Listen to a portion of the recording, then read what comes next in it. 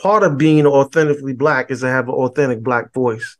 And part of that authentic Black voice has to be talking about issues that are concerning us and our community. And we decide when we should speak up and when we shouldn't speak up. I think that there's something to be said about Black America. We've owned the right to this moral aspect of living in America through the things that we have suffered and endured and still tried to embrace this country. And the thing that I find so distressing about the conversation is the videos that I sent you, gentlemen. Brandon, I'll let you respond first, because we have certain people in other communities that are calling on us to say this or say that. And I think that that's very interesting. And I just wanted to, this is not about a right or wrong. Every way you feel about the issue, the way you feel about it. But I think there's something about having my own voice and it not being controlled by somebody else. Yeah, I mean, I think you're teeing up the clip from Juliana Margulies. I think that's how you pronounce her last name. She's a famous actress. She's been in a few different pretty popular shows recently, and she's on a podcast. She's a Jewish woman. She was on the podcast, and she pretty much called out the Black community and said, "Where y'all at?" She said, when it was time to ride with Black Lives Matter, I was there. I put the Black square on my social media profile. I've donated. I've been on the front lines. I've done all these things. Where y'all at for the Jews? And then she's called out the LGBTQA plus community as well and said, "Hey, I played a gay woman on television. Where y'all at? Y'all ain't saying nothing about the Jews." And that whole dynamic, I think, is too touchy. And also, I think that we're not informed enough as a Black community to really even speak on geopolitical things that are going on as well. Just like as we just talked about the Black community, now we can't even figure out our own way out of this wet paper bag we're in right now because of the trauma. So when we talk about epigenetics, when we talk about ACEs or adverse childhood experiences, when we talk about these things, we need to be very clear. What are we saying and what do we mean when it comes to Black folks? Because I don't think we can even get to a place of being geopolitical until we figure out how we are going to navigate our own mess that we have here today. Because I heard through our conversation so far a lot about healing. There's healing that needs to happen in Gaza. There's healing that needs to take place, but there's also history there that we're not always in tune to. And if another community is going to ask for our support, I respect that. But I think a lot of Black folks will align with a lot of the Palestinian folks because of the experience that we've had. But again, without understanding geopolitical politics, we end up finding ourselves in a very uncomfortable dynamic with what's going on over there. Plus, we have to look at our own historical trauma and experience with our history with Jewish folks here today, that we also credit to a lot of the historical trauma pieces that we've experienced also that we don't like to talk about. Many of us get canceled for talking about these things. We see what happened with Kyrie.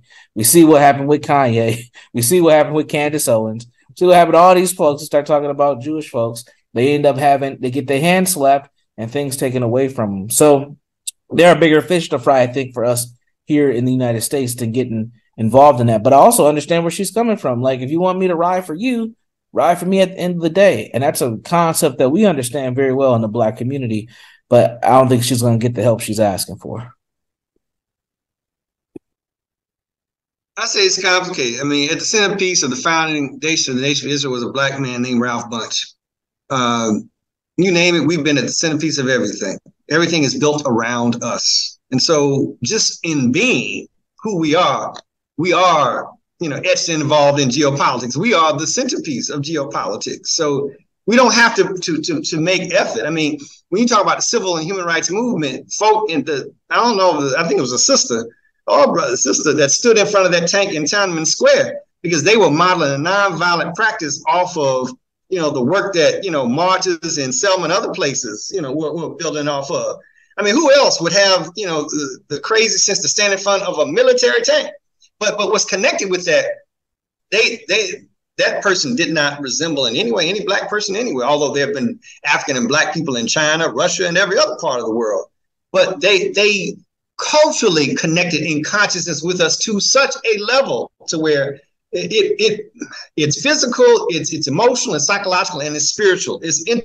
Before people come up with the term intersectional, we had whatever the term is with regard to Africa, syncretism. It's how and when they weave in those baskets, when folk are cooking, greens, grandma in Alabama or Tennessee, wherever, that practice is intersectionality. We have been practicing, it's in our blood, it's in who we are. And it's what both of you are saying. We need to get back to that and realize that our everyday practices are what make the world go round. I mean, our music, you name it. And it's performances. Whether it's Michael Jackson, Teddy Pendergrass, Jill Scott, or whoever, when we speak, when we wail, when we moan, when whatever, Robert Johnson, whomever, blues, jazz, whatever, hip hop, 50th anniversary, we make stuff move. And but you all are correct that it begins with us within. We don't need to imitate others. The people have taken us, imitated or cultivated that and built wealth. They built wealth off of our Black bodies and behinds and other stuff. But we are the central ingredient to it all. And so, of course, and the point I made earlier about, remind America about itself is that remind America, and also it would not be if it weren't for us. That's what WB was saying. If it wasn't no us, there would be no America. Eric Williams talked about that in terms of capitalism and slavery. You talk about the free market. You take Black folk away from any part of free market, there is no such thing as capitalism. So, so it's like, you're all right. We need to go inward. Howard Thurman, the inward journey. And that's why it's important for us, to remember that, and we've done this in regard to what Sister talked about, Darlene Clark kind of talked about the culture of dissemblance. That's where the term walk and chew gum at the same time. I may use some other stuff other than that, but we have to do multiple things at the same time in a state where there is chaos and issues around us, almost, a lot. And so I'm tired of that top. I'm tired of that phrase, my brother. Let me explain to you why. Let me tell you why I'm tired of that phrase, right? And brother, I'll let you finish, but I have to attack this because I had another professor bring up this idea of walking and chewing gum as if they are equal activities. They're not equal activities and stuff. You chew gum is unconscious, but when you're walking, there's a purpose to get somewhere from where you're going. And Black people are in their own struggle trying to get somewhere. And yet people are trying to divert us off into another issue and stuff. Don't equate the two with the same thing. They're not equal in terms of the struggle. Ask James Meredith about walking. Ask him if that's the same thing as chewing gum. I don't like that gumming out. That's white construction. They're not the same process, brother. And I'm not attacking you. I'm attacking that analogy because I hear a lot of Black people saying that. What I'm saying is Black people have an authentic voice that we determine when we want to say something about something. Not when you say it. Not when Michael Rappaport telling us that we're going to remember what happened and stuff or whatever and drilling down on stereotypes that people already think about you in our own communities. So there's a problem for me when and Brother Charles, go ahead. You hit the nail right on the head because that's stereotypical in terms of how people feel about. He was like doing what we think they do. You know what I mean? He was like reinforcing the whole thing. We're going to remember. You know what I mean? It's like, where you at? We're going to remember. We're going to remember. It's like, we if you want some money, we're going to remember. When you come to us and asking for stuff, it's like, yeah, but what are you doing though? Because I always go to this cliche, I think, who was it? Victor Hugo, I'm a paraphrase it, is like, sins and crimes are committed in the dark. And this is where I paraphrase it, is like, but who is the real culprit? The one who committed the act or the one who turned out the lights? You know what I mean? We always, somebody's throwing the rock, and then put their hand behind their back and act like they're not the guilty one, right? But the one, not the perpetrator, but the one who was acted upon, they're the ones that have to stand up in regards to understanding that it's not them, is the pathology of the other people that turned out the lights, right? Because that's the same thing. That's kind of like my whole I'm not like an expert in terms of I don't want to say Middle East, I'm talking about over in that area, because look at what they're doing. It's like, I look at it that the leadership of both groups are questionable, right? It reminds me of the proverb, the African proverb, when two elephants fight, it's the grass that suffers, right? So it's like these two, Hamas is like, hey, I don't, hey, and the Israeli, they acting like that. I think it's that juxtaposition of Judaism versus Zionism, right? So it's like people are like, yeah, but you're the Jews, and that's Judaism. But Judaism is a religion, and Zionism is a movement. And the people that are running Israel now, they're Zionists, right? Because again, the way the Europeans treated our ancestors and still treat us, in terms of Africans, that the only way that you can treat another human being like that is that, number one, think that they're not human, right? So looking at these folk videos and pictures is horrendous in terms of the trauma. I mean, I'm just looking at it. And this is what I think is like conscious people that had a heart when they looked at our ancestors, what they were going through. I think, it's like they're looking at it from afar and it's like, wow, those are people there. You know what I mean? So I think those are kind of like what people was thinking when our ancestors was going through the criminal leasing system and slavery.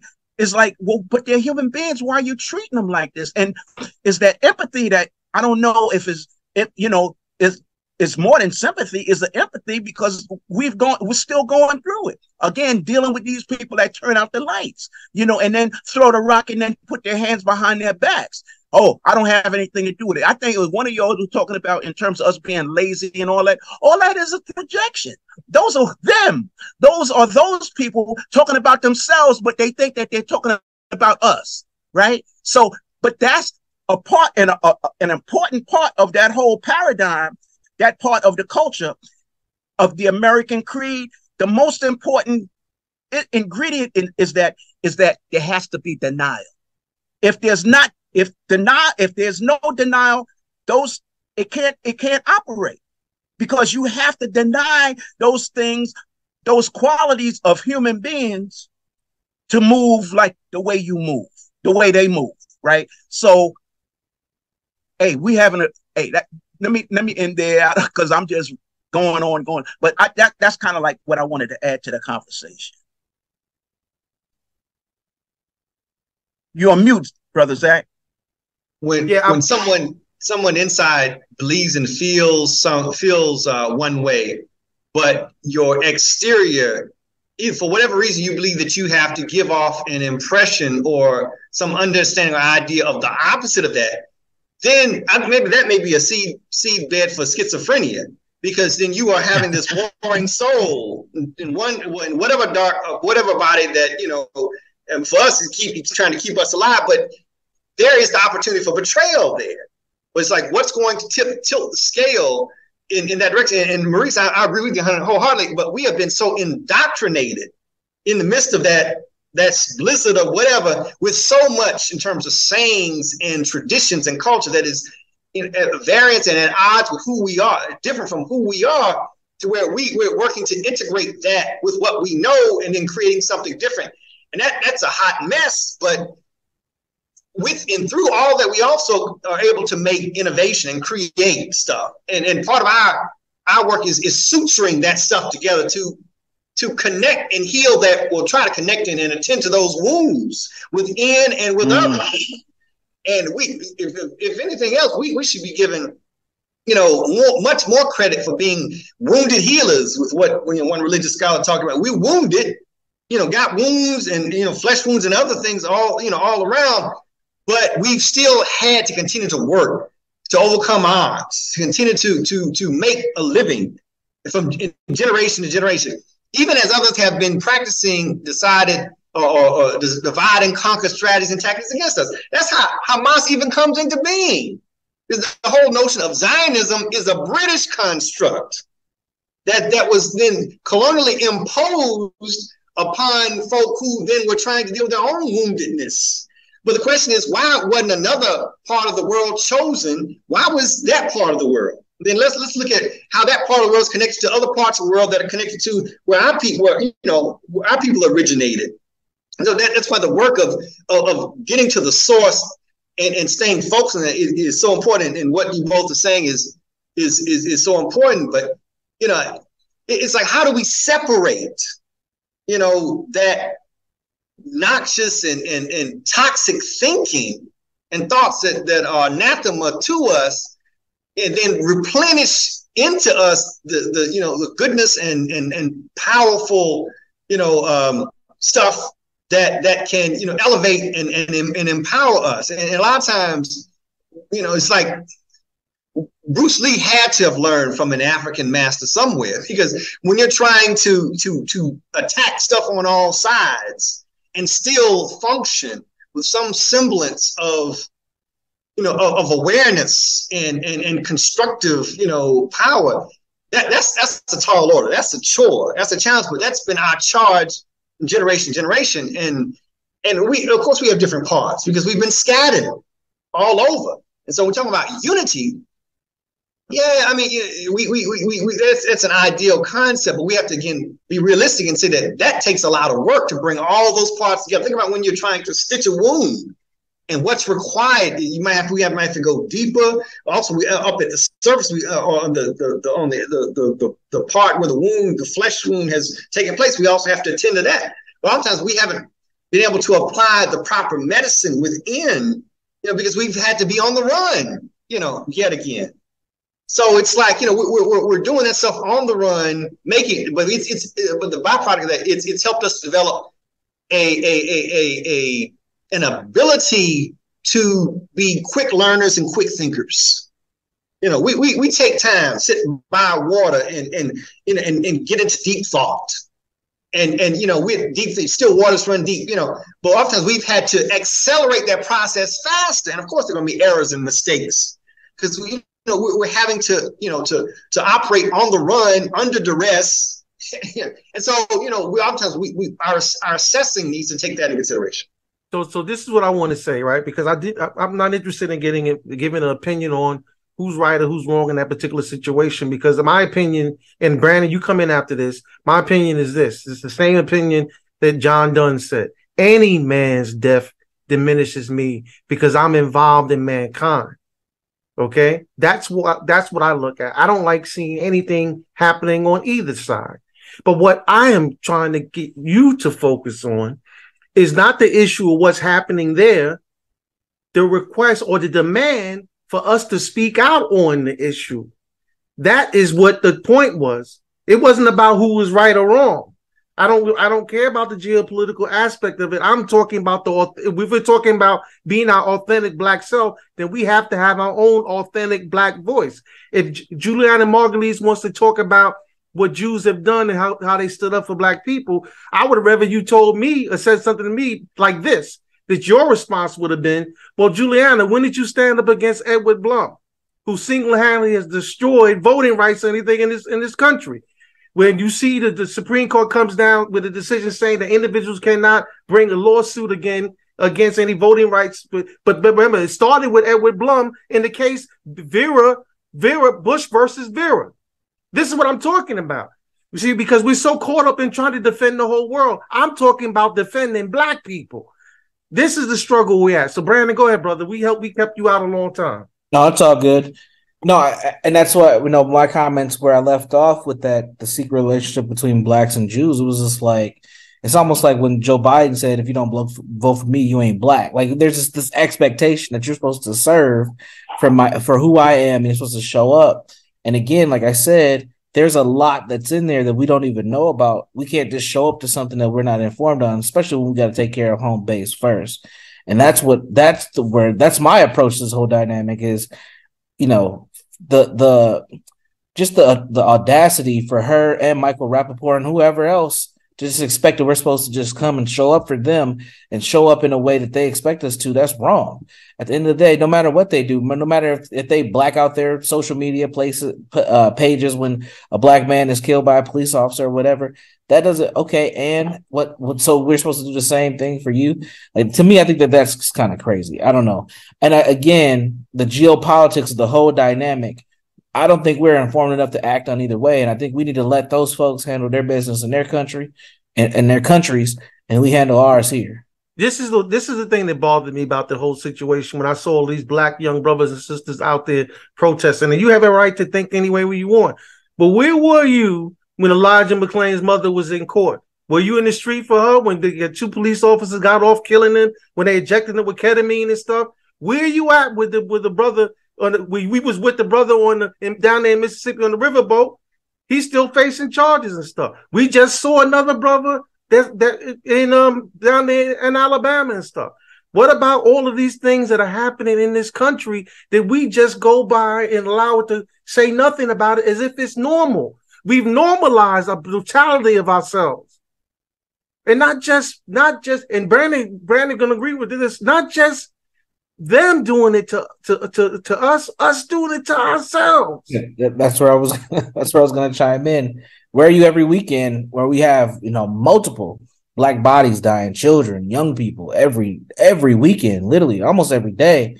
Go to gunmemorial.org or .gov, excuse me, and you'll see nothing but brown faces on there. You can't say that's a narrative that's being made up by white supremacy. That's what's happening. We have black folks who are dying daily, and then mostly at the hand of black folks. But we have to take care of our home base first before we're out trying to support any other countries. Earlier before we switched over, we were having a conversation about space and land and things of that nature, and how it's important for us to occupy these spaces. But most black people don't even leave their neighborhoods. There was a study that came out a few years ago. I'm in the Twin Cities of Minnesota, about Minneapolis, and it was focused on North Minneapolis. And North Minneapolis is where we have a high concentration of black people here in the Twin Cities. And what it said was the average young person, and they define young person by 14 to 24 years old, they don't leave a 6-block radius of their home. And I was like, man, think about how the worldview is developed in the human being, where they don't even experience space. Like literally, they go to the corner store, they go to school, they might go to a friend's house or something, and then they go to the park, they come back home. And that's it. That's the same day activity year in, year out. They might go to the Mall of America. They might go downtown. They might even go down to Chicago or Mississippi to see a grandmother for a few days. And that's a maybe. But think about what that does. If that's the average experience of a person, a black person, think about how much of the world they don't understand or know. And then they just get a clip on social media about something. That's not developing our worldviews. So again, we have a lot that we need to understand about the development of our people, even to give them the history so they can critically think, is this accurate history? Does this really apply to me? And what does this mean for me being an American today? Because at the end of the day, we have a stake and claim here as well. And I'll pause right there. Brother Charles?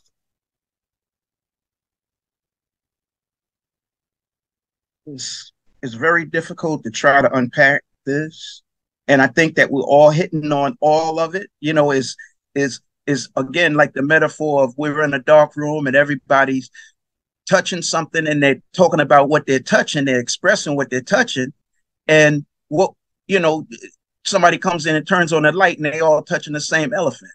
So we all talking about the same thing, right? But they sound different, might not sound similar, but the wound, this is the problem. In terms of the wound that we have, it manifests itself in that we don't trust each other, right? So in that, if somebody reminds me of like they say, the white man's ice is colder, the white man's sugar is sweeter. I mean, like nobody is telling us that except ourselves. That conversation that we have, that internal conversation that we have with ourselves. And that's where the wound is. That's the unconscious. And until we have more forums like this, because the healing is not some medicine. The healing is that we got to come together, like we've been saying, and talk to each other, right? And relate to each other, right?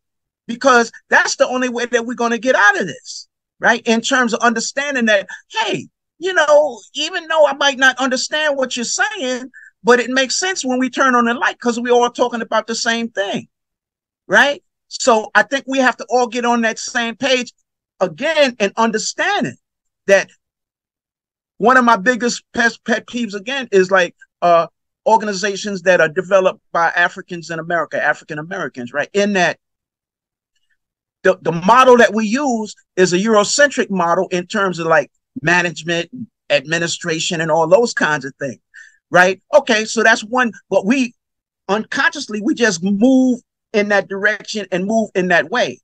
But what we have to understand is that we don't have the same needs that the Europeans have.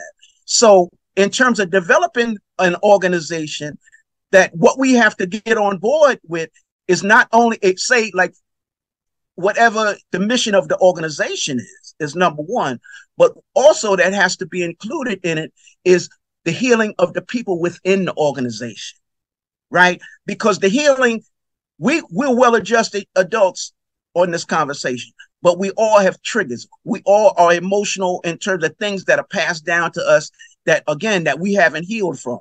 So what we have to do, that trust comes in to Brother Brandon, Brother Zachary, coming to me, and when I'm touched, right? When I'm moved in a certain way where I'm not balanced right now, that y'all have to tell me, you have to say, hey, Charles, like, look, I think that's that thing come showing up. And I have to be in a situation right now where we trust each other, everything is cool. And it's like, okay, so when I get there, I'm going to listen to y'all and I'm going to step back, right? Because that's where the healing comes in that we have to help each other heal, right? In terms of what we're doing, the way we move through this life. Because Brandon, the jump on your whole idea in terms of like people not moving out of their zip code is that is their worldview though. I mean, their world is that zip code. And that's the harsh thing about that. That is their world. Yeah. Right. So that's where they pull things from. So even though it might seem like it's limited, but that is their worldview. And so get back to that in terms of just one thing, in that, again, that cliche that I said, the one who turned out the lights, right? So they have to live that life, right? But they didn't commit the crime. They didn't commit the act. It's the ones who turned out the lights that make them have to live in that limited area in terms of that being their zip code, right? So I'll end right there. And people call that a choice for us. I mean, we live within those confines and structures, and they tell us a choice. It's not something we see. Like I said, we would first resist that and push back and have a rebuttal against that, because, like, no, the whole premise, the whole question itself needs to be thrown and gutted, because and we need to start over, because it's false. I mean, Brandon, you talking about we're living in our communities. And don't go. You're right. Wherever in the country, that's where black people are. Northwest, east, south. I remember I was in Cleveland. I would travel but it's also against the history of segregation and slavery and Jim Crow and all that other stuff. But people would look at me strange when I would go over to the other side of town, a majority black city, but still highly segregated. Why are you going over here and there? But even then, Brother Charles, people would question, why are you going to even another black church, another black place? So it's not just white folk we question each other about, but why are you going to other places even within our community? And so both of those are like, we're together. We question why we would go beyond that, but also we don't, like you said, Brother Charles, we don't trust each other. So we all together, we don't know each other, we don't trust each other. And unless we're people in terms of, we've been dealing with totality of oppression, which has affected our minds, bodies, spirits, emotions, psyche, and everything else. And we have easy triggers. We haven't taken the time to get to know one another, to cross those barriers. It's like getting to know one another is a dare for us. And that's dangerous for people who live off of being around one another. In terms of air, we need air, water to breathe. We need each other to survive, to make it. And so when we don't spend that time, it's like we lessen our superpower. And then others, around us and within, it's like if we were a solar system, or we were, a physique or a body, it's like, whatever is the negative, forces, they infiltrate and come in between us. So our system gets shut up, or gets like a car, gets messed up, because we haven't, in battle, we haven't, banded together to buffer against those attacks within and beyond, that are of various nature, for people whose mission has been to obliterate us. or to divide and conquer so they could get resources of what they needed to assume and attain and access power and extend power while we're sitting trying to pick up the pieces. And so, I mean, it's the suturing work of what we're all saying is necessary. And that's why it's important for us to talk, whether we have different experiences, or we come from different places with different philosophies, because we putting those pieces together. We're trying to put those pieces of that puzzle back together again. That is the most important work. This is healing work of what we're doing.